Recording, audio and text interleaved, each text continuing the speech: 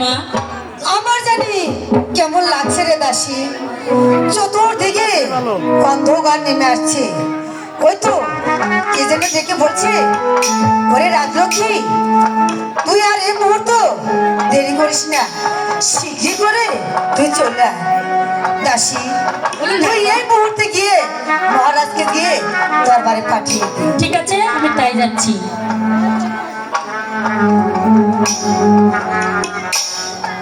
রাজলক্ষ্মী, রাজলক্ষ্মী, করছো কেন? তোমার কি হয়েছে? মহারাজ, ওই তো কে যেন আমাকে ডেকে ডেকে বলছে। কি বলছে? ওরে রাজলক্ষ্মী, তুই আর বিলম্ব করিস না, তুই শীঘ্রই করে চলে আয়। আমার তো সময় ঘুরে এসেছে মহারাজ।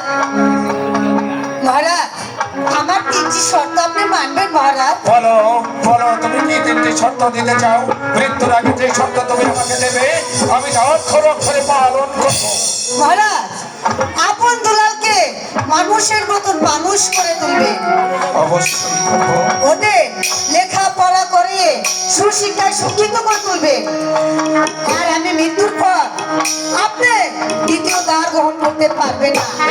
তোমার মাথায় হাত রেখে প্রতিজ্ঞা করছি রাজলক্ষ্মী, তোমার মৃত্যুর পর আমি আর কোনোদিন দ্বিতীয় দান গ্রহণ করবো না।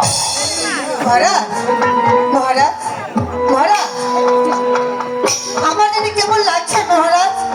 মহারাজ, ভাই মির্কে আসেনকে একটু ডেকে দিবেন? এই কে আছিস? সেনাপতি মির্কা সেনকে পাঠিয়ে দে।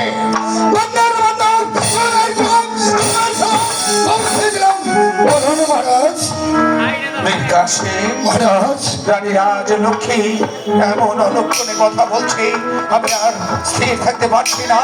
সে যেন তোমার কাছে কি বলবে ভাই। মহারাজ, মির্কে আসেন, বলুন মহারানী, আপনি কি বলতে চান? একটু আমার কাছে এগিয়ে এসুন।